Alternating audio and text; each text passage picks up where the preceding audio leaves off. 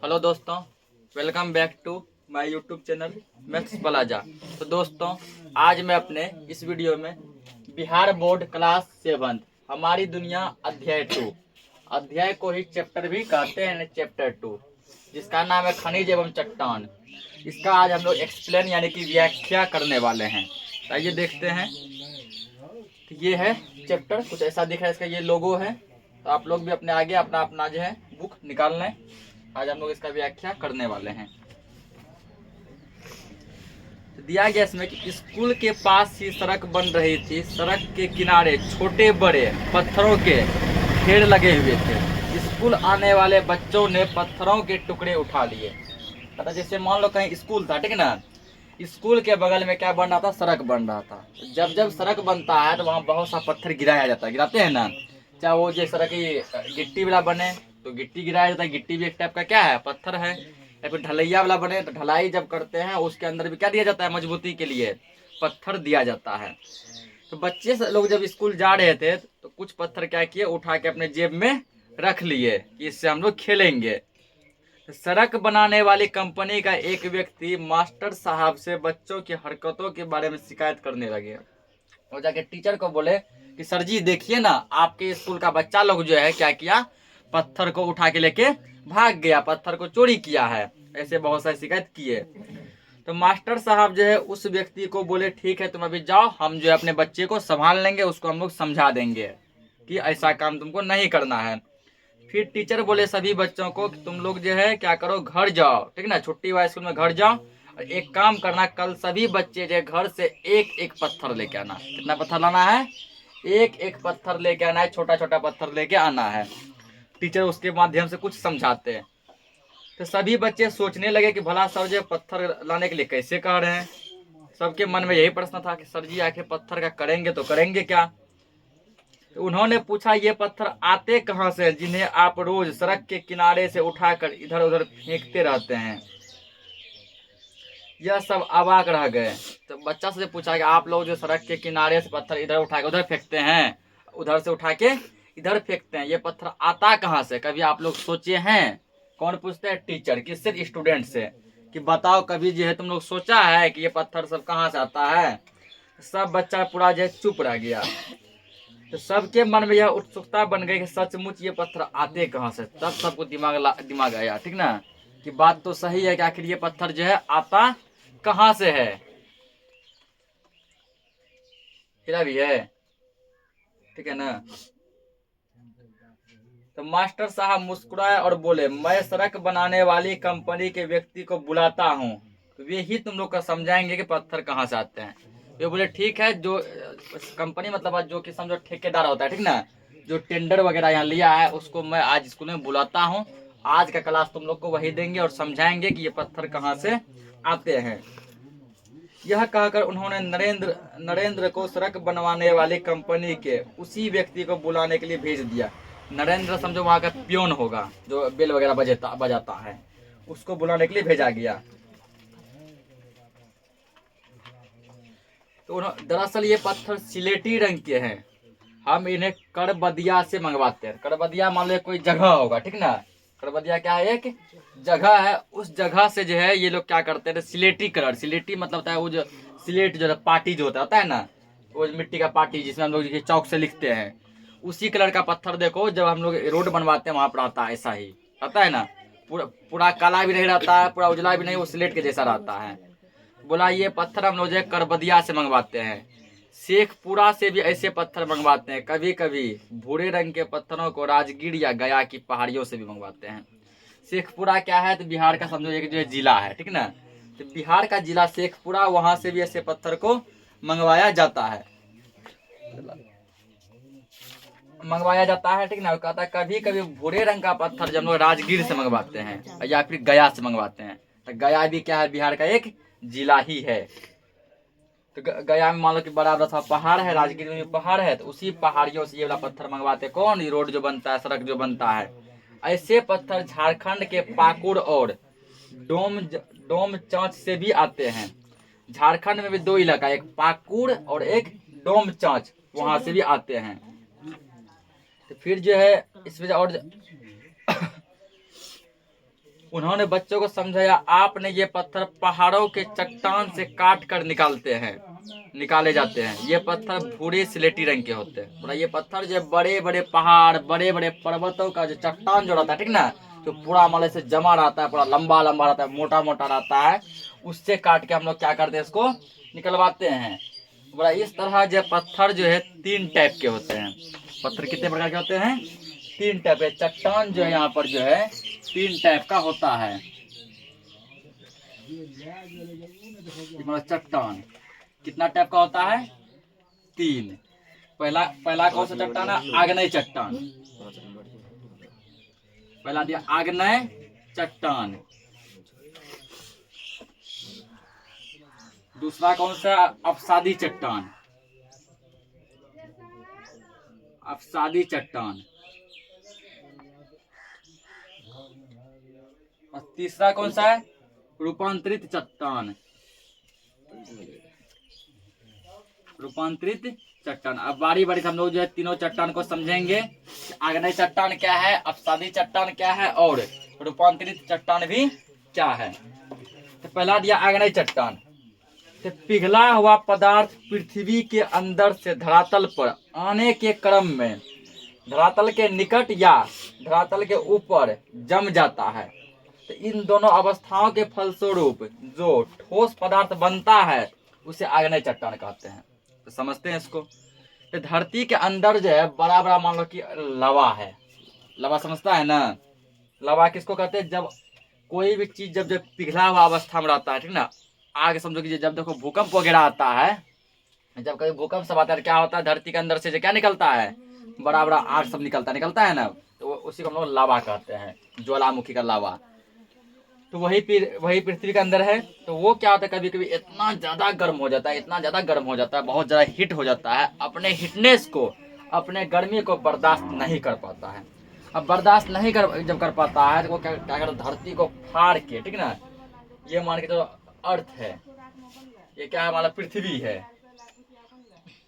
और इसके अंदर हमारा लावा है। वो ये हमारा लावा है, वो क्या करता है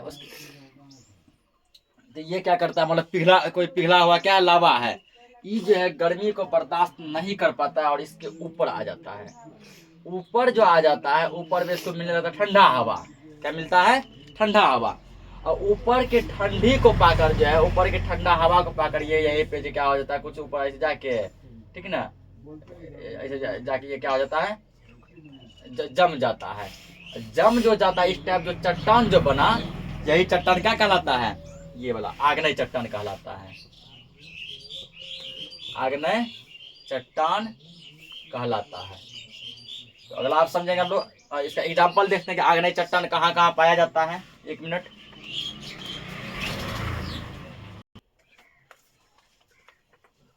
तो क्या देखने वाले थे कि आग्नेय चट्टान जो है कहाँ कहाँ पाया जाता है, इसका एग्जाम्पल कहाँ कहाँ है।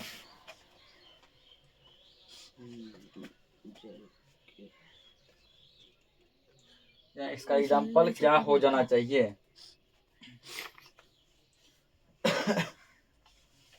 जैसे देखिए एक एग्जाम्पल में हो गया ग्रेनाइट, ठीक ना। तो पूछता भी है कि ग्रेनाइट जो है किस टाइप के चट्टान का उदाहरण है। ग्रेनाइट जो है किस टाइप के चट्टान का उदाहरण है। तो ये धीरे धीरे जमता है। तो ग्रेनाइट यदि पूछे इसका ये उदाहरण, क्या लिखेंगे? उदाहरण। उदाहरण। उदाहरण में इसका हो गया जैसे ग्रेनाइट, ठीक ना। ग्रेनाइट। ग्रेनाइट जो है किस चट्टान का एग्जाम्पल है? तो ग्रेनाइट जो है आग्नेय चट्टान का एग्जाम्पल है। तो क्वेश्चन में भी पूछता है कि ग्रेनाइट किस प्रकार का चट्टान का उदाहरण है। ग्रेनाइट आग्नेय चट्टान का उदाहरण है। उसके बाद पूछता है कि ग्रेनाइट समझिए क्या हो गया, ठीक ना, जिसका उदाहरण हो गया। उसके अलावा फिर पूछेगा बेसाल्ट। बेसाल्ट जो है किस टाइप का चट्टान है। तो बेसाल्ट जो है किस टाइप का चट्टान है, तो वो भी आग्नेय चट्टान ही है। जमते हैं।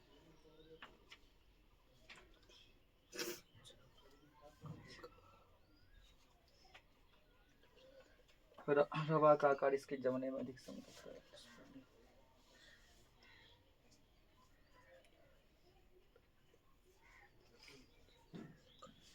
ग्रेनाइट हो गया, ग्रेनाइट के अलावा, ठीक ना, ग्रेनाइट के अलावा इसका एग्जांपल और क्या क्या हो सकता है? तो ग्रेनाइट के अलावा जिसका एग्जांपल जो और हो सकता है जैसे बेसाल्ट। तो पूछेगा क्वेश्चन में शायद कि बेसाल्ट जो है किस टाइप का चट्टान है? तो बेसाल्ट भी क्या है? आग्नेय चट्टान है। उसके अलावा इसका और क्या है? सब्सिडियन, ऑब्सीडियन। तो ऑब्सीडियन भी जो है किस टाइप का चट्टान है? तो ऑब्सीडियन भी जो है किस टाइप का चट्टान है? तो आग्नेय चट्टान है। आग्नेय चट्टान के 3 एग्जांपल हो गए, ग्रेनाइट, बेसाल्ट और ऑब्सीडियन। आग्नेय चट्टान उदाहरण में क्या? Granite, basalt, obsidian. दूसरा चट्टान अब हम लोग समझेंगे अपसादी चट्टान। अपसादी चट्टान, इसका डिस्कस अब हम लोग करेंगे। अपसादी चट्टान क्या है? ये चट्टानें अपसादों या तलछट के जमाव से बनती है। ये चट्टानें 2 अवस्थाओं में बनती है, पहला पानी के अंदर और दूसरा पानी के बाहर। तो ये चट्टान, अब यहाँ एक नया वर्ड आया, अपसाद। अपसाद क्या है? जब पानी के अंदर, ठीक ना, जब पानी के अंदर कुछ ऐसा ठोस पदार्थ जमा हो जाता है, ठीक ना, जब पानी के अंदर कोई ठोस पदार्थ जमा हो जाता है, वो कुछ दिनों बाद क्या होता है, वो जो पूरा जो है हार्ड हो जाता है, ठीक ना, वहाँ जम जाता है। उसके जमने से जो एक चट्टान बनता है, उसी चट्टान को हम लोग अपसादी चट्टान कहते हैं।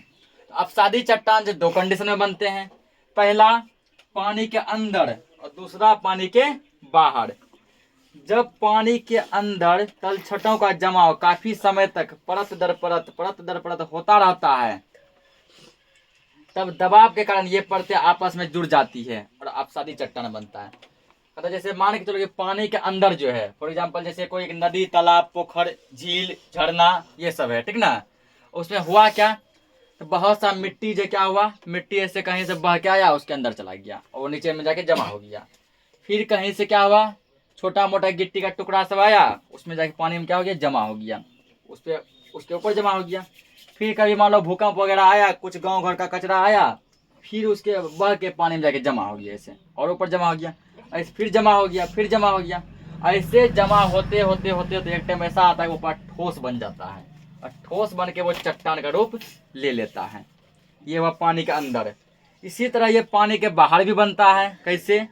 जब धरातल पर पानी के बाहर महीन अपसाद परत दर परत जम जाते हैं, तो इसका चट्टान बन जाता है अपसादी चट्टान। जिस तरह वो मान के चलो पानी के अंदर चला गया, और जब मान के चलो कि कुछ जो है कचरा सब जब आता है पानी में बहने के लिए, तो पूरा पानी के अंदर नहीं जा पाता है, कुछ भाग पानी के अंदर जाता है, कुछ भाग ये नदी किनारे रह जाता है। फिर मान लो कहीं से पूरा कचरा का ढेर आया पूरे, ठीक ना, ठोस द्रव सब मिला हुआ, कुछ भाग पानी के अंदर गया, कुछ जो है क्या रह गया, तो नदी के किनारे, तालाब के किनारे वो जमा रह गया। जो किनारे पे जमा रह जाता है तो उस टाइप से भी एक चट्टान बनता है, वो भी कहलाता है अपसादी चट्टान। तो पूछेगा अब अपसादी चट्टान के क्या क्या उदाहरण हो सकते हैं? अपसादी चट्टान का उदाहरण हो सकता है जैसे बालू पत्थर। क्या होगा? जैसे बालू पत्थर, बालू पत्थर भी इसका एग्जाम्पल है। पूछेगा और क्या एग्जाम्पल हो सकता है? तो और इसका उदाहरण हो सकता है, ठीक ना, बालू पत्थर, और हो सकता है सेल। ये 2 ऐसे हैं जो कि अपसादी चट्टान के उदाहरण हैं, बालू पत्थर और सेल। हम लिखते समझने के लिए उदाहरण, उदाहरण यानी किसका उदाहरण? अपसादी चट्टान के उदाहरण क्या क्या हो सकते हैं? बालू पत्थर और सेल। अगला दिया गया रूपांतरित चट्टान। अगला क्या है? रूपांतरित चट्टान। इस पर डिस्कस करते हैं।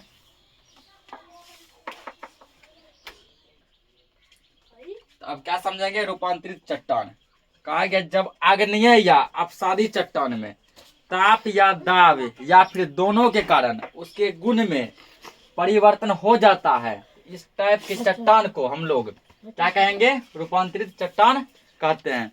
कहने का मतलब हुआ जैसे ये देखो, ग्रेनाइट क्या है? आग्नेय चट्टान है। बेसाल्ट भी आग्नेय चट्टान है, और सब्सिडियन भी क्या है? आग्नेय चट्टान है, ठीक ना। कहता है जब इस चट्टान को मान के चलो कि अधिक दाब मिले, अधिक प्रेशर मिले, वो दाब हवा के द्वारा हो सकता है, ठीक ना, या फिर जो आंधी, तूफान, पानी, किसी के द्वारा भी वो दाब हो सकता है। जब अधिक दाब मिलता है या फिर अधिक ताप मतलब जब उसको अधिक हीट मिलता है, अधिक गर्मी मिलता है, उससे यह क्या होता है? पिघल कर जो एक नया रूप ले लेता है। एक नया रूप मान लो ले लिया, तो वो जो नया चीज जो बनेगा वो कहलाएगा रूपांतरित चट्टान। ठीक इसी तरह जब अपसादी चट्टान में जैसे बालू पत्थर, सेल, इसको जब मतलब अधिक हीट मिलेगा, पूरा गर्मी मिलेगा, ठीक ना, ये पिघल जाएगा, अधिक दाब मिलेगा, मतलब कुछ दबाने वाला मिलेगा इसको, तो दबा के इसके रूप में क्या करेगा, चेंज कर देगा। चेंज करके जो नया चट्टान बनेगा वो क्या कहलाएगा, रूपांतरित चट्टान कहलाएगा। जैसे मान के चलो कि हम लोग जो आटा जो गूंथते जो हैं, ठीक ना, पहले मानो आटा सूखा रहता है, फिर पानी डाला जाता है, पानी डाल के देखो उसको जो एक जो है लय जैसा बनाते हैं ना, फिर उसका देखो छोटा छोटा इतना टुकड़ा बनाया जाता है जिससे कि रोटी बन सके। तो देखो अब जो वही पहले आटा सूखा था, फिर उसको पानी दिया था, अब जो गीला आटा कहला गया, जब उसका छोटा छोटा जब टुकड़ा बन गया तो उससे देखो रोटी बन गया, हो गया रूपांतरण। सूखा आटा से गिल्ला आटा, गिल्ला आटा से रोटी, रूपांतरण मतलब चेंज, बदलना, ऐसे ये है। तो जैसे यहाँ दिया गया है कि ग्रेनाइट ताप एवं दाब के कारण नाइस में बदल जाता है। तो जब ग्रेनाइट को जो है, ठीक ना, जब ग्रेनाइट को क्या किया जाए, तो जब ग्रेनाइट को पूरा हिटनेस मिल जाए और दबाव मिल जाए, ठीक ना, जब ग्रेनाइट में क्या मिल जाए, दबाव मिल जाए, तो ये ग्रेनाइट किस में चेंज हो जाएगा, तो ग्रेनाइट चेंज हो जाएगा नाइस में। ग्रेनाइट किस में चेंज हो जाएगा, तो ग्रेनाइट चेंज हो जाएगा नाइस में। यहाँ नाइस का मतलब टेबलेट नहीं है, ठीक ना, नाइस एक टेबलेट भी मिलता है ना, गोली। ये क्या है, इसका उदाहरण है, किसका, रूपांतरित चट्टान का एग्जाम्पल है। तो ग्रेनाइट को अधिक ताप और अधिक दाब मिला तो ये नाइस में कन्वर्ट हो गया। तो ग्रेनाइट था आग्नेय चट्टान, नाइस हो गया रूपांतरित चट्टान। इसी तरह जो है और इसका एग्जाम्पल क्या हो सकता है,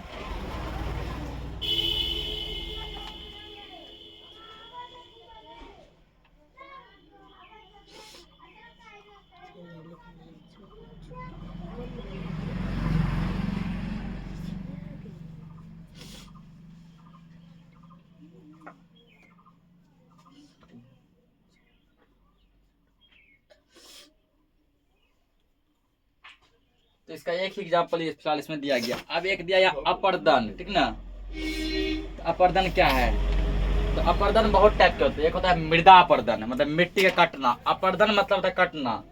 ऐसी प्रक्रिया जिसके द्वारा चट्टान की परतें में काट छांट होती है, ये क्या कहलाता है, अपर्दन। ये कौन सा अपर्दन, चट्टान अपर्दन। एक होता है मृदा अपर्दन, जब मिट्टी में काट छांट होता है तो मृदा अपर्दन। नेक्स्ट क्वेश्चन लिखो। अब अगला तो समझेंगे हम लोग खनिज, ठीक ना, खनिज क्या है और ये कितने टाइप के होते हैं। कहता है ये जो चट्टान जो पढ़े हैं, ठीक ना, इसी चट्टानों में जो है, इस तीनों चट्टानों में से सब चट्टान में क्या पाया जाता है, खनिज पाया जाता है। सभी चट्टान में क्या पाया जाता है, खनिज पाया जाता है, खनिज, ठीक ना, खनिज पाया जाता है।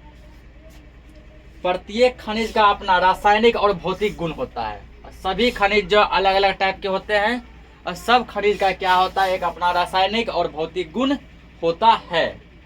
ये खनिज हमारे बड़े ही काम आते हैं। ये भूगर्भ से निकलते हैं, धरती के अंदर से ही निकलते हैं और मूल्यवान होते हैं, मतलब बहुत ही कीमती होते हैं, इसलिए इसे रत्न गर्भा भी कहा जाता है। तो पूछेगा खनिज का दूसरा नाम क्या है, ठीक ना, रत्न गर्भा, रत्न गर्भा। फिर पूछता है खनिज को कितने भागों में बांटा गया है। खनिज को दो भागों में बांटा गया। पहला धात्विक खनिज, पहला कौन सा होगा, धात्विक खनिज, और दूसरा अधात्विक खनिज। अब ये धात्विक खनिज कौन सी बला है, ठीक ना, धात्विक खनिज क्या है, तो जिस खनिज में धातु की मात्रा होती है उसे धात्विक खनिज कहते हैं।